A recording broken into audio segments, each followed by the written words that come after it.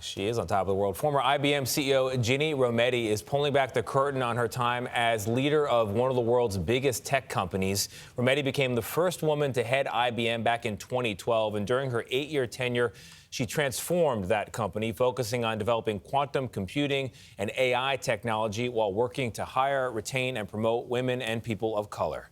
Rometty's new book, Good Power: Leading Positive Change in Our Lives, Work, and World, details her rise from a challenging childhood to influential tech leader, and she joins us now. Ginni, thank you very much for being here. Thank you. Good challenging morning. upbringing is putting it mildly. So the book opens with a bang. It's not giving away too much to say you're 16 years old, and you're supposed to move, but your father makes the announcement that he's leaving the family, and he's leaving your mother with no money. No money for food, no money for shelter, and the family's kind of on its back. How did that influence who you became? Yeah, well, I think many times people think it's my father that influenced us, but what really influenced me was my mother's reaction to all of that.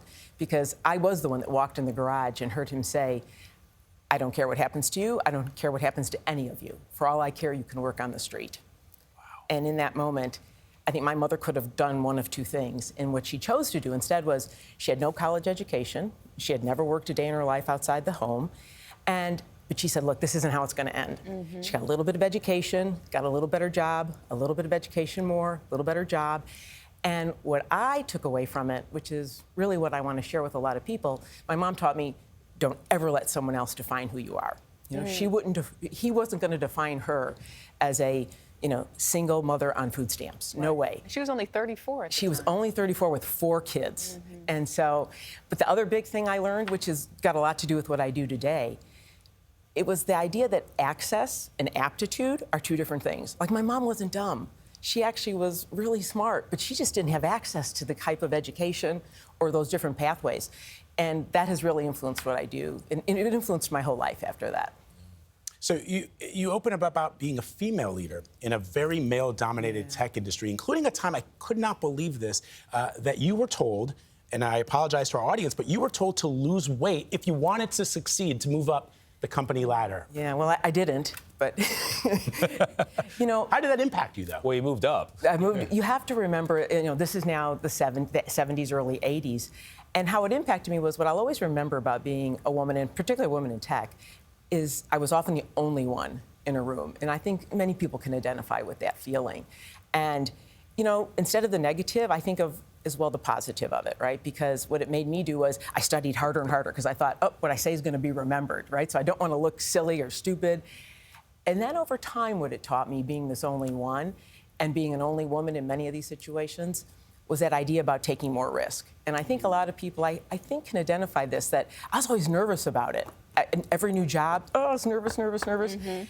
And it was my husband, same husband I have today, by the way, who, I don't know why I say that. It's been 43 years we'll be married. Congratulations. Good luck. And he said to me one day when I was so nervous about a new job, he says, Ginni, why are you pausing? Do you think a man would react that way? And it taught me in that moment that growth and comfort will never coexist. Yeah. And it gives people, that's part of good power, this idea that you can create a positive change for yourself. You also talk about you, we, us, and sort of looking at a bigger goal when you're able to, help yourself, provide for your family, and now how does this affect everyone else in the world? There's a lot of speculation on the state of our economy. What are your thoughts? I know you serve on many boards. And also, have you thought about running for anything or being a part of the political world more than you already are with this book coming out at this time? I think part of why I wrote the book, there's a very good point about what the world needs now. It doesn't need power. It just needs good power to make a lot of change. And there's a lot of uncertainty in the economy. I don't have to you report on it every day. You had a lot of it this morning. I think the point, though, is there's going to be tension there for a long time. And instead of being and causing we, they, divides, embrace tension and you will make progress. Yeah. And that's what I think we need in this economy. Yeah. Ever want to run for office? Well, I'm going to stay focused on helping people get better jobs. All right, Ginni Rometty, you took over a 100-year-old company, set it up for another 100 years in many ways. Thank you very much for being here. Good Power, the book, it goes on sale tomorrow. You're going to want to pick it up. We'll be right back.